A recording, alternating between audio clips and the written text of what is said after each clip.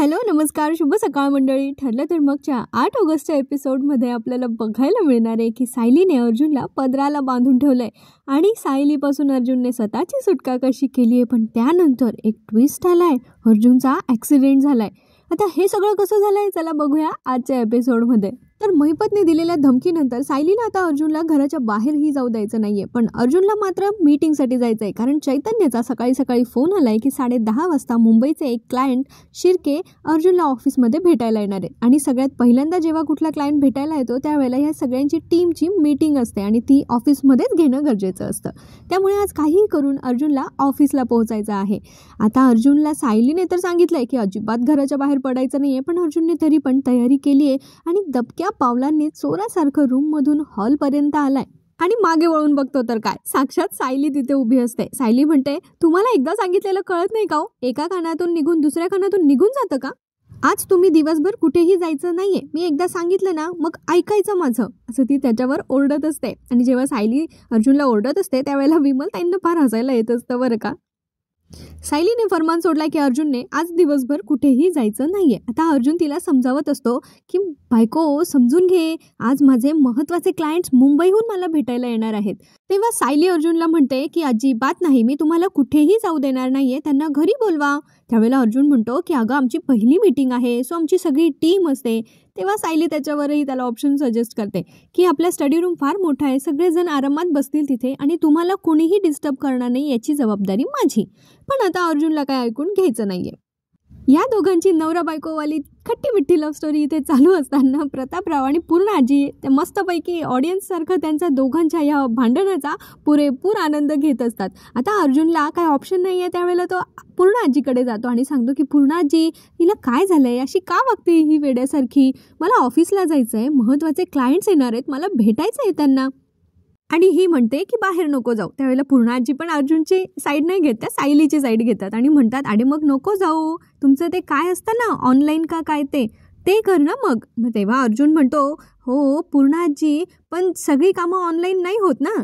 नंतर तो मग प्रतापरावांकडे आशेने बघतो आणि विचारतो, डॅड तुम्ही तरी सांगा ना. त्यावेळेला प्रतापराव म्हणतात, अरे मी काय सांगणार, मीच माझ्या 2 मीटिंग आज घरून करणार आहे. घ्या. म्हणजे आता अर्जुनने कुणाचा सहारा घ्यायचा बरं. डॅड सुद्धा त्यांच्या बायकोने त्यांना सुद्धा जाऊ दिलेलं नाही आज ऑफिसला. तेव्हा डॅड म्हणतात, अरे बायकोने सांगितलं ना आजच्या दिवस घरी थांबा, तर थांबायचं, एका दिवसाने काय फरक पडतो. पूर्णाजी इतक्या लाडाने सगळ्यांकडे बघत असतात ना.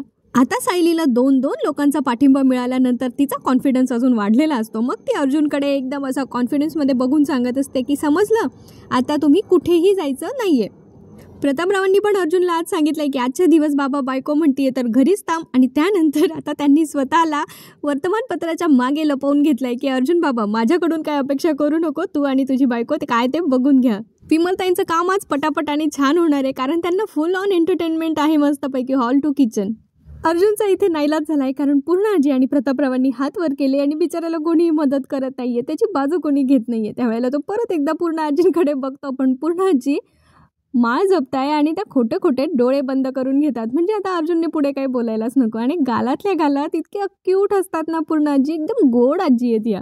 अर्जुनला आता समजतं, चला बाबा आपली मदत काही कोणी करणार नाही आणि आज बायकोपासून आपल्याला काही कोणी वाचवणार नाहीये. त्यामुळे तो म्हणतो ठीक आहे, ओके फाईन, कुठेच जात नाही मी, घरीच बसतो. इतकी मस्त ॲक्टिंग केली ना, एकदम light weight. Full on entertainment आहे आजचा एपिसोड. अर्जुनला तर कॉमेडीसाठी पण अवॉर्ड दिला पाहिजे. ॲक्शन पण भारी, कॉमेडी पण भारी, जबरदस्त ॲक्टिंग. म्हणून तर ही मालिका TRPच्या एकदम अव्वल स्थानी आहे. मागच्या वीकमध्ये त्यांनी, म्हणजे मागच्या आठवड्यात त्यांनी करोडो लोकांनी बघितला आहे हा शो. त्यामुळे TRPचे आत्तापर्यंतचे सगळे रेकॉर्ड्स ब्रेक केले. ठरलं तर मग नाही, माहिती आहे का. असंच नाही काही, ती महाराष्ट्राची महामालिका आणि आवडती मालिका आहे. आता अर्जुन तिथे बसलाय गुपचूप, सायली आली आहे किचनमध्ये. आता सकाळी सायलीने एक पालेभाजी निवडली होती, पुन्हा एकदा लाल माठाची भाजी का निवडते माहीत नाही, पण सायलीने कामाला सुरुवात केली आहे. आता विमलताई म्हणतात की अर्जुन दादा आहेत ना, सायली ताईला सांगत असते बरं का विमलताई, की अर्जुन दादा वरवर दाखवताय ते वैतागलेत म्हणून, पण आतून त्यांना आवडत असणार आहे. कुठल्या बायकोला नाही आवडणार, कुठल्या नवऱ्याला नाही आवडणार, आपल्या बायकोने आपल्यावर एवढं प्रेम केलेलं. आता सायली काम करता करता तिला काहीतरी आठवतं, ती स्टूल घेते आणि वरच्या शेल्फमधून काहीतरी काढत असते. त्यावेळेला अर्जुन बघतो की डॅड पेपरच्या मागे लपले, पूर्ण आजीचे डोळे बंद आहेत आणि सायलीची पाठ आहे त्याच्याकडे. तो म्हणतो हाच गोल्डन चान्स आहे अर्जुन, चल भागले यासे. आणि तेव्हा अर्जुन तिथून पळून जाण्याचा प्रयत्न करतो. 2 पाऊल टाकतो तेवढ्यात मागून आवाज येतो. तुम्हाला असं का वाटतंय की माझं तुमच्याकडे लक्ष नाहीये? आता हा आवाज कुणाचा असेल? अर्थात सायलीचा. एवढ्यात ती मागे उभी असते अर्जुनच्या. त्यावेळेला अर्जुन म्हणतो बायको तुला मागे पण डोळे आहेत का? पुन्हा आता सायली अर्जुनवर रागवते आणि म्हणते एवढं बाबांनी आणि पुन्हा आजींनी सांगून पण तुम्हाला ऐकायचं नाहीये का? तुम्हाला काय वाटलं आमचं तुमच्यावर लक्ष नाहीये? आज तुम्ही कुठेही जायचं नाहीये. आणि आता तिने अर्जुनला सक्त ताकीद दिली आहे. पण अर्जुन तिला पुन्हा पुन्हा समजावून सांगण्याचा प्रयत्न करतोय. अगं बायको मला कामं आहेत, जाऊ दे. पण सायली काय ऐकून घेत नाहीये. अर्जुनला डोळ्यांनी पण रागवलंय तिने, पण अर्जुन आज ते पण नाही ऐकून घेते. मग आता सायलीकडे काही पर्यायच नाही उरलाय. सो तिने आता तिचा खोचलेला पदर बाहेर काढलाय आणि अर्जुनच्या हाताला बांधून दिलाय. म्हणजे इथे खऱ्या अर्थाने सायलीने तिच्या नवऱ्याला पदराला बांधून घेतलाय असं म्हटलं तरीच चालेल. अर्जुन म्हणतो अरे काय करतेस तू? आणि नेमका त्यावेळेला चैतन्य तिथे येतो. चैतन्याचं पुढे कॉमेडी आहे का. तो म्हणतो अरे किती वेळ झाला तुझी वाट बघून बघून माझा पुतळा झाला तिथे. मग एक कावळा आला, तो माझ्या डोक्यावर बसला. तेव्हा माझ्या लक्षात आलं की आपण पुतळा नाही आहोत आणि मग मी इकडे आलो. चल आपल्याला उशीर होतोय. आणि त्यावेळेला चैतन्याचं लक्ष जातं की सायलीने तिचा पदर अर्जुनच्या हाताला बांधलाय. तो म्हणतो हे काय, तुम्ही लग्न करताय तिसऱ्यांदा माझ्याशिवाय? त्यावेळेला अर्जुन म्हणतो कॉमेडी सुचते तुला? अरे ही मला जाऊ देत नाहीये, तू कर काहीतरी सांग. त्यावेळेला चैतन्य म्हणतो हो. आणि तो सायलीला म्हणतो वहिनी आमचे. तेव्हा सायली चैतन्याचं पण नाही ऐकून घेत. तिने अर्जुनचं नाही ऐकून घेतलं, चैतन्याचं कसं ऐकून घेणार? ती म्हणते नाही. त्यावेळेला चैतन्य पण म्हणतो नाही. परत अर्जुन म्हणतो अरे सांग ना तिला. पुन्हा चैतन्य म्हणतो हो. पुन्हा सायली म्हणते चैतन्य भाऊजी. तेव्हा चैतन्य परत म्हणतो नाही. अर्जुन म्हणतो हे काय चाललंय तुझं? हो नाही. त्यावेळेला चैतन्य बिचारा आता हार मानतो आणि म्हणतो बाबा तुम्हा दोघांचं काय ते तुम्ही दोघं बघून घ्या, तुमच्या भांडणात मला घेऊ नका. अर्जुन अजून एकदा प्रयत्न करतो सायलीशी बोलून बघण्याचा, पण सायली काय ऐकत नाही. आणि मग सायली किचनमध्ये काम करत असते. त्यावेळेला अर्जुनला तिच्या पाठी घेऊन जाते. म्हणजे तिच्या पदरालाच बांधलेलं असताना तो अर्जुनकडे आता काही पर्याय नसतो तिच्या मागे फिरण्या वाचून. आता अर्जुन म्हणतो बायको मी किती वेळ इथे उभं राहणार आहे, उभं राहून माझे पाय दुखलेत. त्यावेळेला सायली सांगते विमलताई यांना स्टूल द्या. त्यावेळेला विमलताई म्हणतात हो लगेच देते. हा काय इथेच आहे. त्यावेळेला अर्जुन म्हणतो नको काही गरज नाहीये, राहतो मी उभा. आता अर्जुनचा हा पण प्लॅन फ्लॉप झालाय की पाय दुखतंय. त्याला वाटलं सायलीला आता तरी त्याची दया येईल. पण सायलीने आज ठरवूनच घेतलंय अर्जुनला अजिबात बाहेर जाऊ द्यायचं नाहीये. आता अर्जुन वकील आहे बाबा, काहीतरी शक्कल लढवणारच. आता तो सायलीला काहीतरी त्याला सुचलंय आणि मग तिला म्हणतो की माझ्या ना खूप साऱ्या केसेस पेंडिंग आहेत. ऑफकोर्स आश्रमाची केस सोडली तर अर्जुनकडे अजूनही दुसऱ्या केसेस असणार आहेत. सो आता तो म्हणतो की मला ॲटलिस्ट त्या केसचा स्टडी तरी करू दे, त्यासाठी मला रूममध्ये जाऊ दे, फक्त आपल्या रूमपर्यंत तरी जाऊ दे. त्यावेळेला सायली म्हणते हो बरं चला मग. अर्जुन म्हणतो चला कशाला, मी जातो ना. इकडून चैतन्य अर्जुनला दाखवतोच तो की आपल्याला लेट झालंय चल म्हणून. पण अर्जुनकडे आता काय पर्याय नाहीये. सायली आता पुढे चालली आहे आणि अर्जुन तिच्या मागे. त्यावेळेला प्रतापराव म्हणतात आजपर्यंत बायकोच्या पदराला बांधलेला नवरा हे फक्त ऐकून होतं, पण ते कसं दिसतं हे आज बघितलंय. पूर्णा आजी आणि चैतन्य पण या मोमेंटचा एकदम दिलखुलास आनंद घेताना आपल्याला इथे दिसतात. त्यावेळेला पूर्णा आजी पण प्रतापरावांना टोमणं मारतात की अरे मला वाटलं होतं फक्त तूच बायकोच्या मागे करतोस, पण हे बघ इथे पण तेच चाललंय. आता सायली अर्जुनला रूमपर्यंत घेऊन आली आहे. मागे अर्जुन आला आहे आणि मग सायली विचारते कुठे आहेत तुमच्या नोट्स. त्यावेळेला अर्जुन एका टेबलकडे हात दाखवतो आणि सायली तिथून अर्जुनच्या नोट्स काढून देते. त्या दरम्यान अर्जुन पदराची गाठ सोडवण्याचा प्रयत्न करतो, पण तेवढ्यात सायली मागे वळून बघते तर अर्जुन घाबरतो आणि ती गाठ तशीच राहू देतो. आता त्याला केस स्टडीसाठी हे तर मिळालंय, पण तो किती वेळ उभा राहणार आहे, कारण त्याला केस स्टडी करायचाच नाहीये, त्याला तर जायचंय ऑफिसला. सो आता तो नवीन युक्ती करतो आणि मग त्याला आठवतं की अरे आपण वॉशरूमला जाऊया आता. तेव्हा तो सायलीला म्हणतो की मला वॉशरूमला जायचंय, प्लीज मला जाऊ द्या, तेवढ्यासाठी तरी सोडा. त्यावेळेला सायली त्याला सोडण्यासाठी नकार देते. तेव्हा अर्जुन म्हणतो की मी काय वॉशरूमच्या त्या छोट्या खिडकीमधून जाणार आहे का? ती खिडकी केवढी, मी केवढा, मी कसा जाणार तिच्यामधून? त्यावेळेला सायली म्हणते तुम्ही काय काय करू शकता ना मला चांगलंच माहिती आहे. त्यामुळे ती आता अर्जुनच्या बाबतीत अजिबात रिस्क घेत नाहीये आणि त्याला काही सोडत नाहीये. त्यावेळेला अर्जुन मनातल्या मनात विचार करत असतो, माझ्यापेक्षा पण जास्त हुशार आहे ही. आणि आता त्याने त्याच्या नोट्स ठेवून दिल्या आहे कारण त्याला वाचायच्याच नव्हत्या. आता तो वॉशरूमकडे गेला आहे आणि दरवाजा लावायला अर्जुनने सांगितलं होतं सायलीला की आपल्याला प्रॉब्लेम येईल, पण सायलीने सांगितलं मी लावते बरोबर दरवाजा, तुम्हीच जा आतमध्ये. आता अर्जुन गेला आहे आतमध्ये आणि सायली वॉशरूमच्या बाहेर उभी आहे. आणि मग अर्जुनने आता पुढे याची शक्कल लढवली आहे. तो म्हणतो की मला पुढे जाताच येत नाही आहे वॉशरूमच्या, ते पदराला बांधलं आहे ना त्यामुळे. आणि मग तो मुद्दाम सायलीचा पदर आतमध्ये खेचत असतो. मग सायलीला असं वाटतं की अरे हां, पदर ओढला जातोय म्हणजे याला खरंच पुढे जाता येत नसणार आहे. तेव्हा सायली पण जरा एक एक पाऊल मागे येते आणि म्हणते आता पोचलात का, आता बरोबर आहे. तेव्हा अर्जुन म्हणतो नाही अजून थोडं, काय ऐकतच नाही. पण शेवटी मग आता अर्जुन आहे ना पुढची युक्ती करतो. त्याला कळतं की सायलीचा फोन चार्जिंगला लावलाय, त्यामुळे तो आता काय करतो, सायलीला म्हणतो की अहो खरंच मला नाही जाता येते पुढे, मी काही पळून थोडी जाणार आहे, तुम्ही इथे बाहेरच उभे आहात ना, सोडा ना 2 मिनटं. आता सायली शेवटी तो पदर सोडते आणि अर्जुन आतमध्ये जातो आणि आतमध्ये जाऊन सायलीला फोन करतो. आता फोन वाजलाय म्हणून तो घेण्यासाठी म्हणून सायली तिकडे येते आणि त्याच वेळेला अर्जुन बाथरूममधून निसटण्याचा प्रयत्न करतो. तेवढ्यात सायलीचं त्याच्याकडे लक्ष जातं, पण अर्जुन शेवटी तिला सांगतो बायको मला जावं लागेल, मला कामं आहेत. आणि असं कळत अर्जुन तिकडून पटकन पळून येतो आणि चैतन्य आणि अर्जुन घरातून बाहेर पडण्यात यशस्वी होतात. आणि सायली पण अर्जुनच्या मागे मागे पळत येते, त्याला अहो अहो करत येते. बिचाऱ्या सायलीला इथे वेगळी काळजी वाटते. महिपतच्या धमकीमुळे ती आता अर्जुनला बाहेर जाऊ देत नव्हती, पण इथे ती सांगू शकत नाही कारण घरातलं वातावरण परत टेन्शनमध्ये यायला नको असं तिला वाटतंय. आता ती पुन्हा अर्जुनच्या मागे मागे आली आणि म्हटली की बघा ना पूर्ण आजी, हे ऐकतच नाही, यांना नाही सांगितलं होतं ना आज बाहेर जायला. त्यावेळेला पूर्ण आजी म्हणतात अगं पण असं पदराला बांधून ठेवतात का. त्यावेळेला सायली म्हणते पूर्ण आजी मगाशी तर तुम्ही माझी बाजू घेत होतात ना. मग पूर्ण आजी म्हणतात आता मी माझ्या नातवाची बाजू घेते. म्हणजे पूर्ण आजी आता या दोघांच्या भांडणाचा, त्या मस्त नोकझोकचा एकदम पुरेपूर आनंद घेताना आपल्याला दिसत आहेत. मग इथे प्रतापराव म्हणतात की पूर्ण आई, जसं नवरा बायकोच्या भांडणात पडायचं नसतं ना, तसं त्यांच्या रोमॅन्समध्ये पण पडायचं नसतं. तेव्हा सायली मनाशीच विचार करत असते की मी आता यांना कसं सांगू की महिपतने काल जी धमकी दिली होती त्यामुळे मला भीती वाटते आणि म्हणून मी यांना बाहेर जाण्यासाठी नकार देत होते. आता विमलताई तिथे येतात आणि सायलीला सजेशन देतात की तुम्ही ना अर्जुन दादांना फोन करा आणि त्यांना घरी परत बोलवून घ्या, त्यांना चांगलं रागवा. त्यावेळेला सायली आता अर्जुनला फोन करते आणि अर्जुन त्यावेळेला गाडी चालवत असतो. सो आता सायलीचा फोन आल्यानंतर अर्जुन तो फोन स्पीकरवर टाकतो आणि मग तिला म्हणतो हां बायको, मला वाटलंच होतं तुझा फोन येणारच असं. हे बघ मी थोडा वेळ घरी जाऊन येतो, वाटलंच तर मी संध्याकाळी लवकर घरी येईन. पण आता सायली काय अर्जुनचा ऐकून घेत नाही. ती म्हणते मी तुम्हाला नाही सांगितलं होतं जायला, का गेलात तुम्ही, आता तुम्ही गाडी वळवा आणि सरळ घराकडे या. त्यावेळेला अर्जुन सांगतो अगं मी मार्केटच्या पुढे पोहोचलोय. पण सायली काय ऐकतच नाही आणि ती म्हणते की तुम्ही परत या. तेवढ्यात आहे ना अर्जुनच्या गाडीचा कसला तरी असा गाडी डॅश झाल्यासारखा आवाज येतो आणि सायली आहो आहो आहो करते आणि फोन कट होतो. त्यानंतर सायली घाबरते आणि मग ती घरातल्यांना सांगते की मी यांच्याशी बोलत होती ना त्यावेळेला फोन कट झाला आणि अचानक गाडी कुठेतरी ठोकल्याचा मोठा आवाज झाला. आणि हे ऐकल्यानंतर सगळे घाबरायला लागतात. तेव्हा सायलीच्या जे मनात असताना शेवटी ती बोलून टाकते. ती म्हणते की अहो महिपतने काल धमकी दिली होती ना, म्हणून मी यांना जाण्यासाठी नाही म्हणत होते, तो काहीही करू शकतो याचीच मला भीती वाटत होती.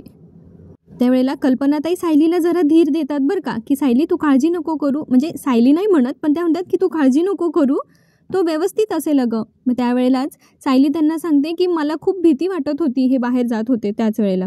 आणि हे सगळं ऐकल्यानंतर पूर्ण आजींना पण धक्का बसतो की अरे आपल्या लक्षातच नाही आलं की महिपतने काल धमकी दिली होती आणि म्हणून सायली अर्जुनला जाण्यासाठी रोखत होती असं.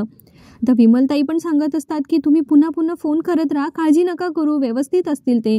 त्यावेळेला आता प्रतापराव घरातलं सगळं वातावरण जरा शांत करण्यासाठी म्हणता हे बघा तुम्ही कोणीही पॅनिक होऊ नका, आपण असं काही झालेलं नसणार आहे, आपण परत परत फोन करत राहूया जोपर्यंत अर्जुनशी संपर्क होत नाही तोपर्यंत.